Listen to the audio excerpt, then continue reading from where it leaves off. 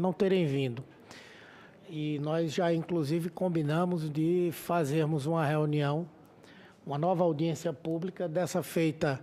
Vou pedir, já te pedi para fazer um requerimento para a gente votar agora, na volta do recesso. Já está o pedido de uma audiência pública para planos de saúde. Depois dizemos quem virá ou não, porque talvez seja interessante também trazer pessoas de plano de saúde. Aham. Não, sim, eu acho que tem que trazer as operadoras.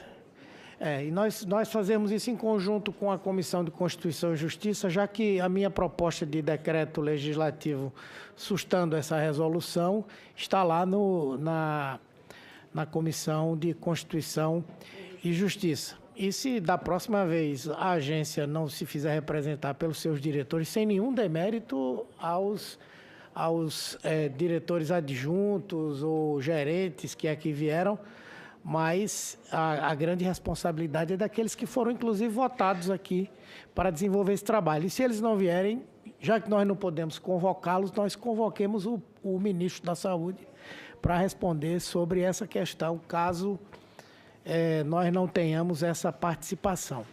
A outra coisa que me preocupa é que são dois movimentos que acontecem ao mesmo tempo e que provocam um dano assim incomensurável à população brasileira.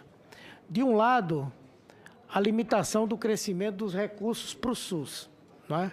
Aquela emenda do fim do mundo, a emenda constitucional 95, conforme nós havíamos dito, terminou sendo um fator de impedimento do crescimento dos recursos para o Sistema Único de Saúde. E o que nós estamos vendo é sucateamento de serviços, insuficiência de recursos para a manutenção do custeio, dificuldade de ampliação de programas importantes e o desmonte de programas importantes também, como foi o caso da farmácia popular naquela modalidade que era administrada pelos municípios ou pelos estados ou pela própria Fundação Oswaldo Cruz.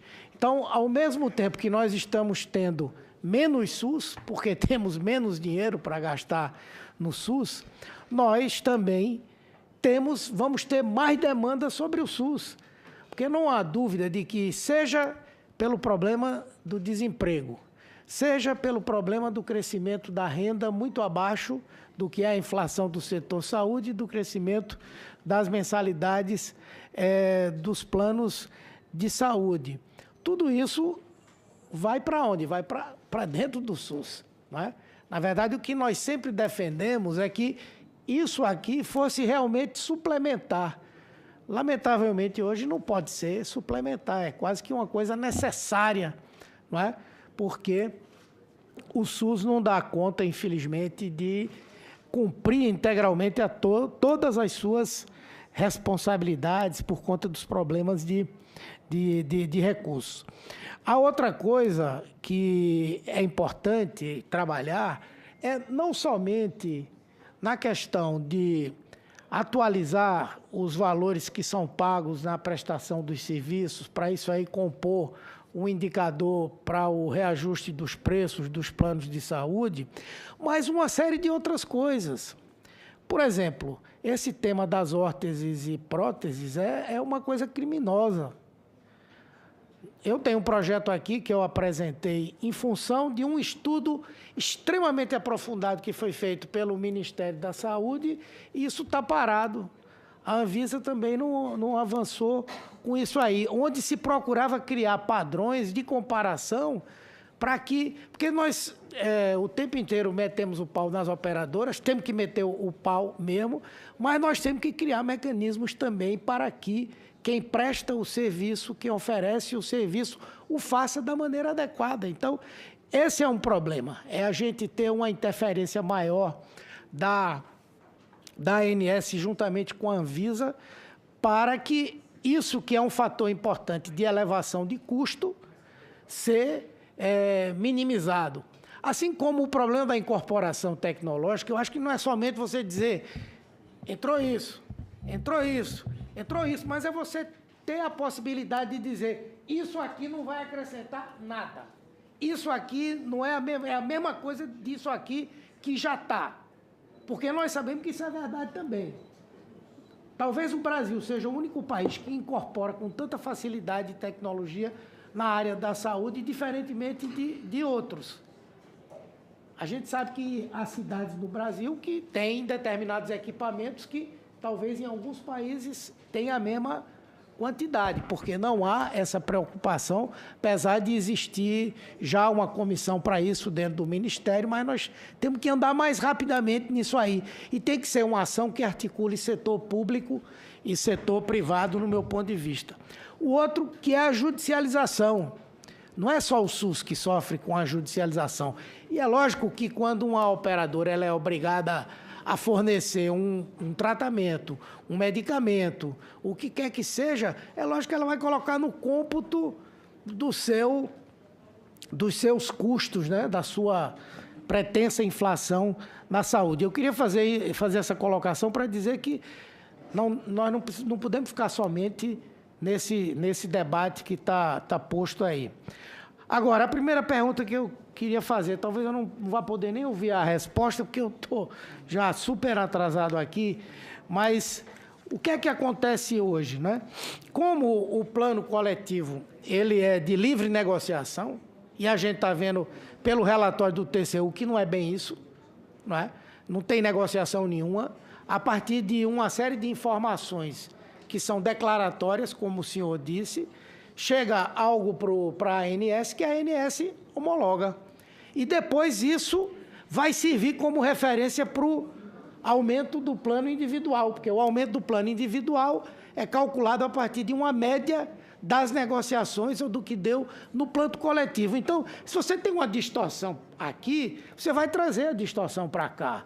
Por exemplo, esses critérios todos, eles são considerados de uma vez só. Por exemplo, aqui, quando foi calculado o reajuste do plano coletivo, certamente colocou incorporação tecnológica. É verdade? Ele levou em consideração. Mas isso aqui não foi a base para dar o aumento aqui?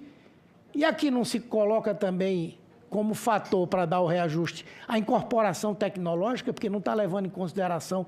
Então, pode ser que até haja duplicidade de colocação de determinados componentes desse preço. Então, eu que sempre imaginei lógico que eu sabia que não era, mas eu sempre imaginei que essa história da livre negociação era um pouco a operadora, sentava ali com a empresa contratante, um representante do usuário, e ali, diante daqueles números, travavam uma negociação. Mas, na verdade, não é isso. Não é isso. O usuário não tem possibilidade de travar esse debate. A empresa, muitas vezes, talvez não tenha interesse de fazê-lo, ou não tenha os instrumentos para fazê-lo, e isso vai servindo de base para os outros também. Então, uma ideia que eu não tinha, mas eu acho que é importante, é que a partir de agora se cria algum tipo de fiscalização, pelo menos, se não definição, mas de fiscalização, pelo menos, de como se compõem esses reajustes para os planos coletivos. E aí a pergunta que eu queria fazer é no sentido seguinte: hoje já não se oferece plano individual. Se isso aqui for implementado, os senhores acham que é muito provável que dali para frente só se ofereçam primordialmente esse? Esse plano ele vai ter um custo inicial mais barato do que os planos de hoje? Porque, veja, se você vai ser obrigado a fazer um copagamento, espera-se que se eu vou agora me associar a um plano como esse, e eu tenho o risco de, ao longo do processo em que eu for usar, eu tiver que fazer um copagamento que pode chegar até a 40% e que pode ser igual ao valor da mensalidade. Essa mensalidade ela é mais barata, esse plano vai ser mais barato do que os outros que já existem, as alternativas, e a outra ele vai ser oferecido praticamente como única possibilidade. Há uma tendência de isso acontecer. A outra coisa que eu pergunto, na consulta pública não fazia parte copagamento de internação. E na resolução normativa saiu a possibilidade de copagamento da internação. Isso Suponho que não foi ninguém que foi consultado lá e que propôs pagar pela internação, fazer o copagamento pela internação. Por que que isso mudou? Existe algum estudo de algum método que permita um aperfeiçoamento desse cálculo da majoração dos planos coletivos? Não seria interessante, talvez, a ANS definir os reajustes coletivos e estabelecer, mesmo que tenha faixas que sejam percentuais, que sejam regionalizados, o que não engessaria, mas, ao mesmo tempo, permitiria, digamos, uma transparência maior e encarar uma realidade diferente que existe também por regiões. Bom, basicamente era isso que eu queria colocar, reforçando que nós temos que fazer novamente essa discussão no começo de agosto. Obrigada, senador Humberto Costa. Não tenho nenhuma dúvida que vamos ter que fazer, e já estou aqui com o requerimento pronto, mas quero fazer uma consideração antes de dar a palavra para os membros da audiência. Era uma pergunta que eu tinha feito, mas que eu acho que ainda, apesar de tanta discussão, ela ainda procede. Porque no documento disponibilizado pela Diretoria de Normas e Habilitação dos Produtos da ANS em março de 2018 sobre política de preços e reajuste dos planos de saúde, afirma que a revisão das regras de reajuste para planos individuais, baseada em um modelo que mensure a variação de despesas específicas da carteira individual, vem sendo debatida por essa agência reguladora desde 2011. Eu queria acentuar isso. Desde 2011 estão discutindo. A agência reconhece que o atual modelo apresenta fragilidades que podem causar distorções nos reajustes de planos individuais e familiares. Quer dizer, é do outro planeta. Há 11 anos discute, acha que tem distorção e continua aumentando e fica por isso mesmo. O jornal Valor Econômico, em matéria publicada em 19 de abril do corrente ano, apurou que a nova proposta de metodologia resultaria em uma redução de 2 pontos percentuais em relação ao modelo atual e que a discussão teria aberto um racha na diretoria da Agência Nacional de Saúde Suplementar. Ao que tudo indica, os consumidores dos planos... Bom, eu vou parar no racha antes de entrar na nossa história. Nós tivemos aqui um problema na representação. Nós tivemos um nome, depois nós tivemos 2 nomes e nós tivemos, no final, 2 nomes. Isso tem a ver com racha? Eu acho que alguma coisa pode estar ocorrendo nessa agência, né? Também. Eu gostaria que fosse explicitado, talvez seja meio constrangedor ou difícil, mas é um direito nosso termos essa informação. Ao que tudo indica, os consumidores dos planos de saúde estão sendo submetidos a reajuste que, há alguns anos, reconhecidamente causam distorções e resultam em índices bastante superiores à inflação geral. Nós entramos um pouco nessa discussão e longe do poder aquisitivo da população. Pergunta: como justificam essa omissão da agência, que não é de um ano, que, embora ciente da necessidade de revisão da metodologia, não tem cumprido a sua tarefa de defender o interesse público na assistência suplementar à saúde? Essa é a minha única pergunta. Passo a palavra ao senhor Gustavo Macieira, da ANS, para suas considerações finais.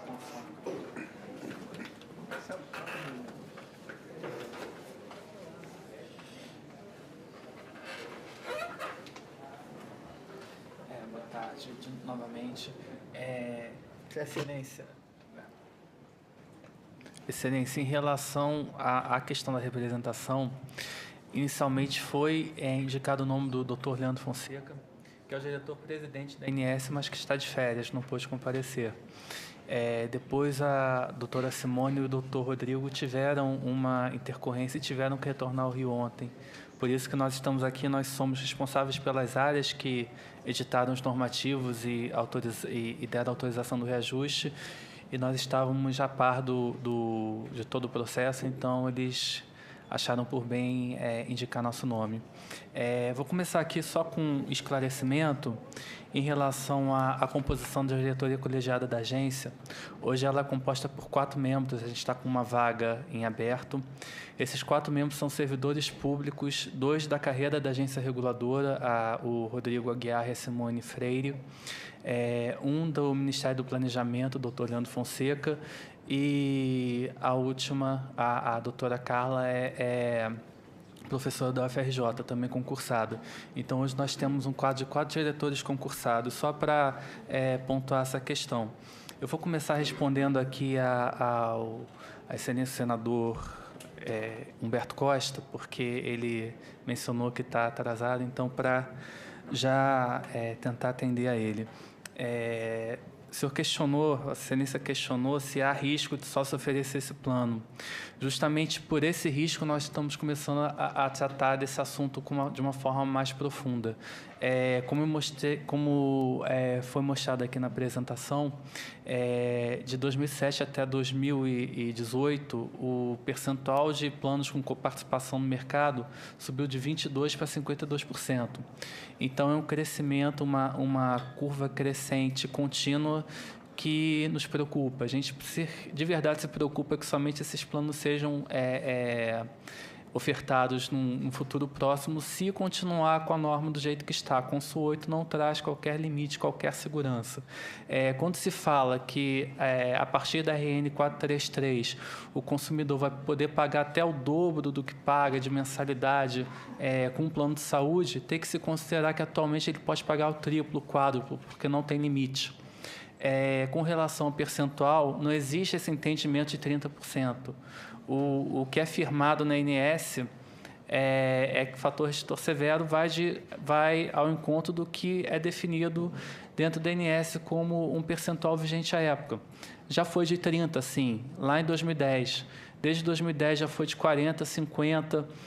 Atualmente tem muitos planos que são comercializados com 50%. Então, a gente acha que vai ter um aumento de comercialização de planos de coparticipação e franquia depois dessa norma? Não. A gente quer, ao menos, estabilizar essa curva, que ela pare de crescer. A gente quer que os planos sejam ofertados todas as modalidades. Aqui, Vossa Excelência mencionou também o copagamento e internação, que não constava na norma que foi para a consulta pública. É verdade, constava franquia e internação. No nosso entendimento, como a coparticipação e internação era uma prática já corrente, já existente no mercado, e a franquia e internação essencialmente era a mesma coisa, a gente decidiu manter como coparticipação e internação. Mas, efetivamente, são institutos muito semelhantes que estavam previstos na consulta pública e que foram publicados com a RN. Agora, voltando aqui ao início, a senadora Marta mencionou a questão da ressonância magnética, que alguém procurou um médico para ter uma receita de um remédio, já saiu com pedido de exame de ressonância. É verdade, isso é uma das questões que foi analisada em todo o curso da discussão da RN da coparticipação. São questões como sobreutilização, que são postas não por nós, ANS, mas por toda a doutrina econômica, por doutrina da economia da saúde. A doutora Maria Zélia Rocoyol, por exemplo, é uma que menciona, ela é bastante mencionada em todas as questões que se tratam de economia e saúde. O excesso de utilização, por vezes, gera um aumento de custos. Ressonância magnética no Brasil, em comparação com o que é feito nos países da OCDE, é mais que o dobro. Enquanto a média da OCDE é de aproximadamente 60 ressonâncias magnéticas a cada 1.000 beneficiados, no Brasil chega a 200. Quer dizer, entre 150 e 200, eu não estou me recordando agora qual é o valor exato. Tomografia computadorizada também é uma discrepância muito grande, de 70 para 150. Enfim, há uma sobreutilização, sim. Esse é o único fator que motivou a norma? Não, não é o único fator que motivou a norma, mas é um fator, de fato, tem que ser considerado. Eu quero colocar aqui em relação à consulta pública, de fato, a gente recebe mais contribuições do mercado do que do consumidor, mas por conta de uma proporção. Nós temos cerca de 1.000 operadoras, enquanto nós temos, eu não sei precisar quantas entidades de defesa do consumidor. Nessa, precisamente, da coparticipação em franquia, recebemos 300 contribuições de entidades ligadas aos consumidores, entre IDEC, PROCON, Proteste e consumidores que se declararam consumidores, Ministério Público, enfim, diversas entidades, outras que não são de consumidores, mas que, em certos aspectos, também defendem interesses de consumidores, como a Associação Brasileira de Economia e Saúde. Para exemplificar, eu vou colocar um tema específico, o limite de exposição financeira. Nós recebemos, o limite de exposição financeira estava previsto na norma que foi para a consulta pública, ele estava previsto da seguinte forma: terá que haver limite de exposição financeira e esse limite estará previsto em contrato. Era do que estava previsto. Na audiência pública, a gente já mencionou, na época, a então diretora, a doutora Marta Oliveira, mencionou que a gente precisava de uma ajuda para estabelecer esse limite, que a gente colocou contrato, mas que a gente de verdade achava que devia estar um limite estabelecido na norma, e a gente recebeu contribuições nesse sentido. A do IDEC, de fato, falou no limite de 30%, não falou de 100%, a gente colocou de 100%. O Proteste, ele se limitou a falar da necessidade do limite estabelecido. E a Associação Brasileira de Estudos Economia e Saúde, ela mencionou expressamente 100%. A gente já tinha essa ideia de 100% por uma série de estudos que a gente realizou, e a gente ficou, entre outras coisas, porque se a gente também limitar muito a incidência da coparticipação dos limites, isso vai impactar no preço do produto. Vai ficar mais caro e aí sim o consumidor vai pagar mais.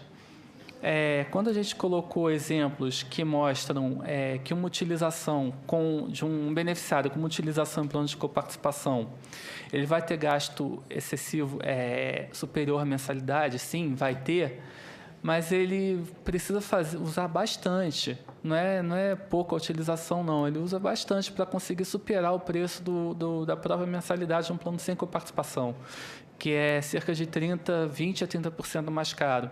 Então, ele tem uma margem para trabalhar ali na utilização do plano sem que isso prejudique, sem que isso prejudique financeiramente.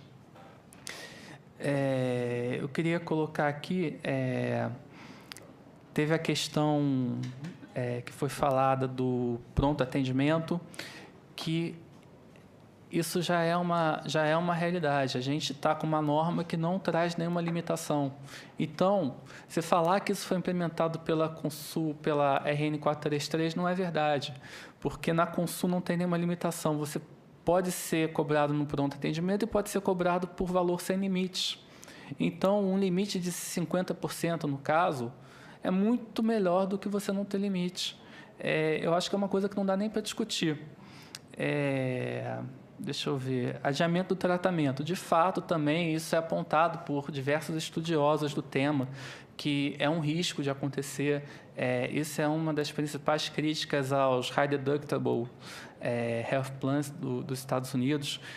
Mas os mesmos pesquisadores, estudiosos que se debruçam no tema e falam sobre esse risco, eles dão algumas sugestões de como a gente fazer para evitar isso, para pelo menos reduzir. Eles reconhecem a importância dos planos de coparticipação para o sistema, permitem que planos mais baratos sejam oferecidos. Eu não estou falando mais baratos, os planos serem oferecidos mais baratos do que são hoje. Eu estou falando de uma comparação dos planos com e sem coparticipação. E eles sugerem procedimentos isentos, eles sugerem tentar botar medidas indutivas, por exemplo, a coparticipação positiva, em que a gente estabelece, no caso, um contratante, uma empresa, enfim, estabeleça que se aqueles procedimentos forem feitos pelo beneficiário, eles têm um caráter muitas vezes preventivo. Eles receberão descontos no plano ou outros benefícios. A ANS trabalha já há algum tempo com a questão da Promoprev, promoção de saúde e prevenção de doenças, e essa questão da coparticipação positiva vai ajudar com esse enfoque, inclusive. O IDEC mencionou também ainda questão de recursos ao judiciário. Eu digo que é uma via de mão dupla, quer dizer, entre aspas, porque ao mesmo tempo que você pode ter alguém questionando essa norma, eu tenho certeza que terão muitas pessoas, muitos indivíduos litigando para que sejam enquadrados os planos da norma antiga na norma nova. Isso já foi apontado por nós pela Defensoria Pública do Rio de Janeiro, que ela fará isso. Assim que a norma entrar em vigor, ela irá pleitear para os assistidos dela que sejam aplicados os limites que estão sendo definidos na nossa norma, porque hoje não existem limites. Em relação ao congestionamento do SUS, eu mostrei no final da minha apresentação, acabei passando um pouco corrido pelo assunto, por conta do tempo eu já tinha me alongado muito. A proporção entre os atendimentos identificados no SUS dos planos corresponde à proporção dos planos de coparticipação. Então, a gente identifica entre os atendimentos no SUS 50% de atendimentos sim beneficiados com planos de coparticipação. Exatamente. Eu vou pedir para interromper um pouquinho, porque o senhor já está falando mais ou menos uns 10 minutos, vamos por isso como limite, porque nós estamos aqui desde as 11 e pouco. Okay. E tem também uma reunião de orçamento que todos nós vamos ter que ir daqui a pouquinho. Então, eu só vou finalizar esse ponto e encerro. Com relação ao SUS, a proporção de atendimentos beneficiários em planos de coparticipação é exatamente a mesma proporção que a gente identifica. E quando a gente particulariza a questão aos procedimentos, a gente detecta que muitos dos procedimentos que são identificados no SUS, no ressarcimento, são procedimentos que estão no nosso rol de isenção. Hemodiálise, quimioterapia. Então, a gente acha de verdade que é possível que haja uma redução na identificação de procedimentos no SUS. De qualquer forma, a norma vai ser monitorada, a gente vai analisar esses dados de SUS, a gente vai analisar os nossos dados assistenciais que recebemos e todos os outros dados que a gente possua e, se eventualmente se mostrar necessário, nós não temos nenhum problema em voltar atrás, em mudar alguma coisa no normativo. Faz parte do processo regulatório, faz parte da questão técnica que a gente tem que lidar no dia a dia. Então, são os esclarecimentos que eu tinha a prestar. Eu agradeço a todos. E qualquer dúvida, a gente está sempre à disposição. Muito obrigado. Muito obrigada pela participação. A palavra com a senhora Marilena Lazzarini, presidente do IDEC. Obrigada. Bom, eu... Vou marcar 10 minutos e dar um minuto antes disso. Eu acho que eu nem vou precisar de tanto tempo. Eu queria aproveitar e enfatizar um aspecto que foi trazido aqui pelo senador em relação à empresa que contrata planos coletivos ser vulnerável também perante a operadora de planos. Esse é um ponto muito interessante e importante e que para mim, destrói toda essa metodologia que até hoje, até este ano, foi aplicada com esse reajuste de 10%. E é por isso que nós nos colocamos no judiciário para discutir essa questão.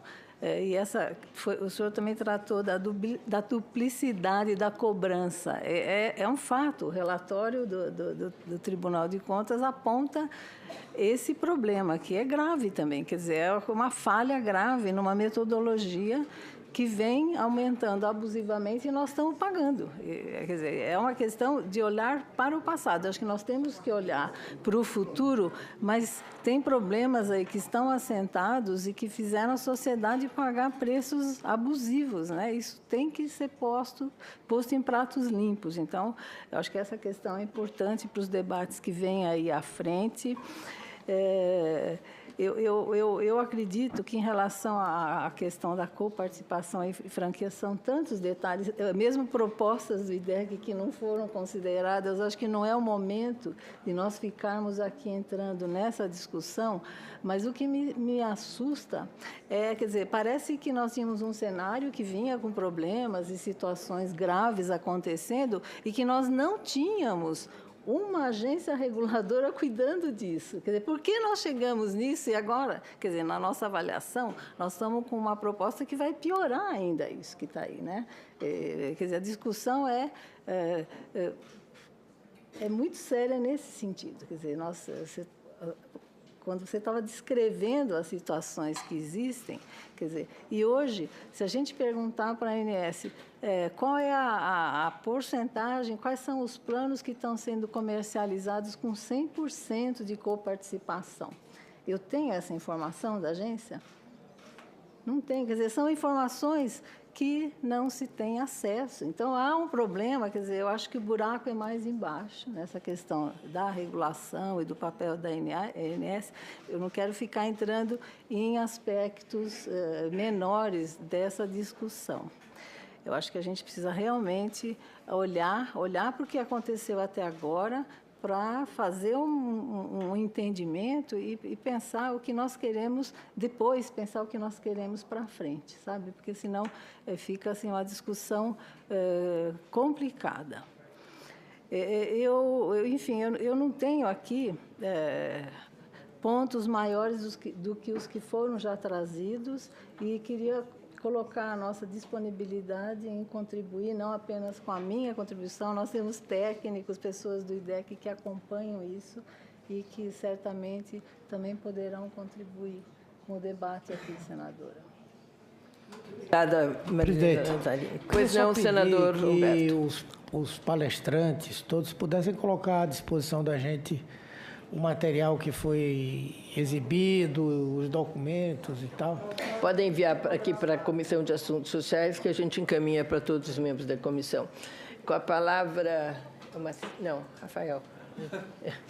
Senhor Rafael Vinhas, gerente-geral de regulação. Posso só falar mais uma coisinha? É rapidinho, é só porque a gente tem uma nota técnica com diversas explicações sobre o assunto, a gente vai disponibilizar também para Vossas Excelências sobre o assunto da participação. As duas são bem-vindas, o que o senador pediu e essa outra. Sim, obrigado. Mas mandando para cá, a gente viabiliza para os outros. Então, vamos tentar agora. Desculpa estar tendo agora que apressá-los, mas realmente o horário ficou para nós quase impossível. Perfeitamente. Obrigado, Excelência. Eu vou ser breve, vou responder os questionamentos da mesma forma como o meu colega aqui, me coloco à disposição para qualquer outras perguntas. Acredito que a questão da representação o Gustavo já esclareceu. O senador Humberto Costa ele questionou sobre a discussão dos planos coletivos. Essa discussão é importante, a gente pretende fazê-la nos dias 24 e 25. Agora, é importante que seja feita a discussão nos coletivos, não só com relação aos reajustes, mas também da formação de preço. Uma discussão que tem que ser feita nesse mercado de planos coletivos é sobre o que a gente chama tecnicamente de poolização, ou seja, a criação de grandes pools para a aplicação do reajuste. Essa discussão é importante porque a gente verifica que isso é de praxe, até da lógica, como funcionam os grandes grupos, quanto maior o número de vidas vinculadas àquele contrato, maior a força de negociação e tendem a ser menores os reajustes. Então, essa discussão é importantíssima. Sobre a questão da regulação dos planos coletivos, a ANS já tem uma espécie de regulação em relação aos contratos abaixo de 30 vidas. O Messias até falou aqui sobre a questão do pool de risco, que a ANS obriga que as operadoras reúnam esses contratos com abaixo de 30 vidas e divulguem um único índice, para que não haja distorções entre um e outro contrato. Mas essa discussão é importantíssima e a gente pretende fazê-la no dia 24. Inclusive, eu coloco à disposição qualquer questão que venha obstacularizar a inscrição. A gente tem um limite de vagas, obviamente, em relação ao auditório, que foi cedido para a localização do evento, 180, mas já a participação está aberta por inscrição e, inclusive, isso é importantíssimo porque, na realidade, vai ser feita uma audiência pública, mas no âmbito do comitê, que foram feitas as duas primeiras discussões, a gente discutiu outros assuntos, que foi a portabilidade e a questão dos critérios de rede. Todas as discussões estão no site, as reuniões gravadas no YouTube, apresentações disponíveis.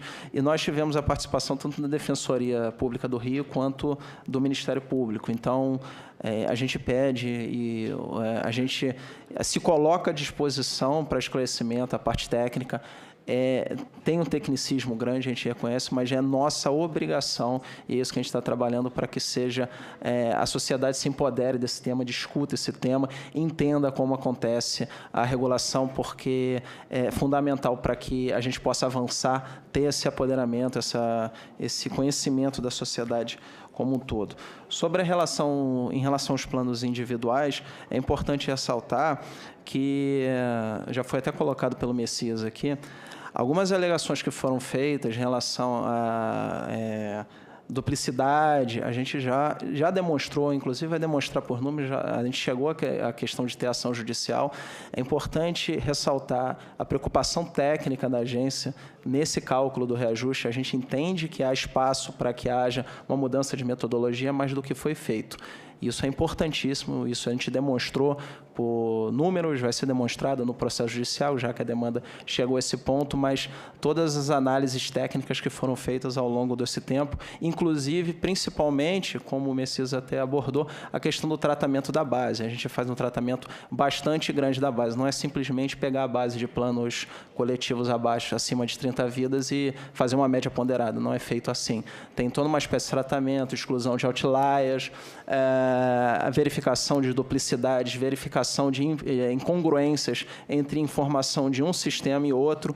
Então, esse trabalho é um trabalho hercúleo, é um trabalho minucioso que é feito pelos técnicos da agência, e isso é importantíssimo para a gente. Por fim, Excelência, só em relação à discussão do reajuste, só para ser bem breve, realmente a discussão começou em 2010. No mesmo ano de 2010, a gente verificou que a gente pretendia avançar para uma metodologia que levasse em consideração a variação dos custos médicos hospitalares, mas que esses dados ainda não estavam robustos. Ao longo do tempo, nós fomos fazendo análises, nós contratamos, inclusive, apoio de uma grande universidade, o trabalho está até disponível na internet, e a gente verifica que agora, após alguns anos, nós temos robustez para isso. Essa matéria foi previamente discutido na colegiada esse ano, e foram solicitados subsídios. Os subsídios foram prestados, todas as informações, documentos, todas as notas técnicas estão no site, lá no espaço da Câmara Técnica, que vai ter até para que todas as pessoas possam ter conhecimento. A gente tem tudo no processo argumentado, então é importante que seja essa transparência. Eu me coloco à disposição, agradeço a oportunidade, uma boa tarde a todos. Muito obrigada. E agora a participação do senhor Messias Trindade, que é do TCU. De minha parte, eu queria agradecer a participação. Como órgão de controle externo, eu acho que a maior dificuldade nossa é separar essa linha de auditoria e não substituir o gestor. Então, expedidos os acordos, então, o que a gente vai aguardar é, quando a ANS prestar as informações, a gente monitorar esse processo, e as atividades forem acontecendo também, a gente já pode fazer um acompanhamento para e passo. Obrigado. Todo o material da discussão dessas quase 3 horas aqui da audiência pública já está disponível na página da nossa comissão. Então, isso é uma coisa bastante positiva. Queria dizer que a palavra-chave que me fica dessa reunião é transparência, transparência, transparência. É isso que nós queremos, é isso que a população gostaria de ter também e entender, para que a gente possa superar esses problemas que nós estamos vivendo e que parecem de difícil solução, mas com a transparência, por exemplo, até quais as referências que são usadas. Nós não sabemos nada, na verdade, do que ocorre. A transparência é fundamental, e isso que vai ser passado a ser exigido. Gostaria também de fazer agora um requerimento. Eu tenho que terminar aqui para poder fazer o requerimento. Posso fazer em seguida. Requeiro, nos termos dos artigos 92 e 93, segundo do Regimento Interno do Senado Federal, a realização de audiência pública conjunta na Comissão de Assuntos Sociais, Comissão de Constituição, Justiça e Cidadania e Comissão de Assuntos Econômicos para debater o reajuste dos planos de saúde individuais e familiares em 2018 e 2019. Os convidados serão indicados no momento oportuno. Lido o requerimento, a matéria retornará à pauta para votação, o que será feito na primeira audiência, na primeira sessão, depois do recesso. Muito obrigada, está encerrada a sessão, e eu agradeço a colaboração de cada um por uma tão longa audiência pública. Obrigada a todos.